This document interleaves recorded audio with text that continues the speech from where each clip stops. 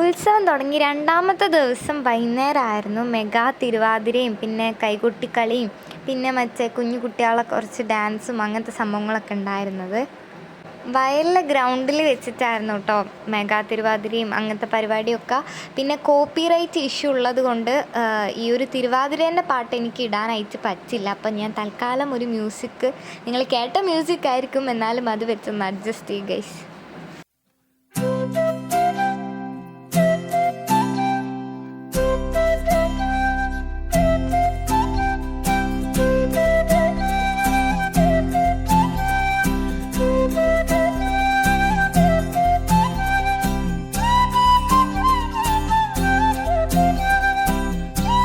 അപ്പോൾ കൈകൊട്ടിക്കളിയിലും തിരുവാതിരക്കളിയിലൊക്കെ നമ്മളെ തെരുവിലുള്ളവരും ഉണ്ട്, പിന്നെ വേറൊരു തെരുവിലുള്ളവരും ഉണ്ട് കേട്ടോ.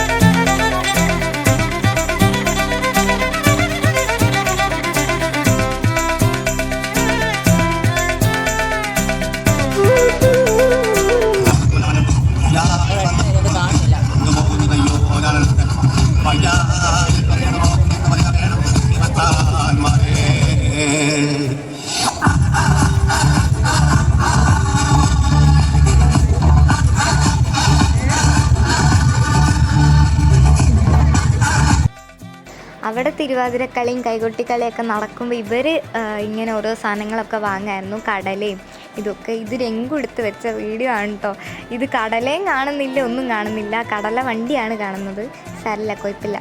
എന്തായാലും ഹരിയും രംഗും കൂടി കുറേ കടലയും പിന്നെ എന്തോ തോക്കൊക്കെ വാങ്ങുന്നുണ്ട്. അപ്പോൾ നിങ്ങൾ വിചാരിക്കുന്നുണ്ടാവും ഇതെന്താ റോട്ടിലെ വണ്ടിയൊക്കെ കാണിക്കുന്നതെന്നുള്ളത്. പക്ഷേ ചിലർക്ക് മനസ്സിലായിട്ടുണ്ടാവും ആനലോറിയാണ് കേട്ടോ വരുന്നത്. അപ്പോൾ ഇപ്രാവശ്യം ഇവിടെ പിടിയാനപ്പൂരാണ്, അതുകൊണ്ട് തന്നെ പുറത്തുനിന്ന് ഒരാന വന്നത് അന്നായിരുന്നു. അപ്പോൾ ഇതെന്താ സംഭവം എന്ന് വെച്ചാൽ ഇതാണ് ആഘോഷവരവ് എന്ന് പറഞ്ഞ ഒരിത്. അത് കോമത്തൂർ ആ ഭാഗത്തുള്ള കുറച്ച് ആൾക്കാരെല്ലാവരും മറ്റേ താലൊക്കെ പിടിച്ച് വരുന്ന ആ ഒരു സംഭവം കേട്ടോ. അതിന് കറക്റ്റ് എനിക്കറിയില്ല എന്താണെന്നുള്ളത്. എന്തായാലും അങ്ങനെ എല്ലാവരും നമ്മളെ തെരുവിലേക്ക് ഇങ്ങനെ വരും. അപ്പോൾ അതൊക്കെയാണ്.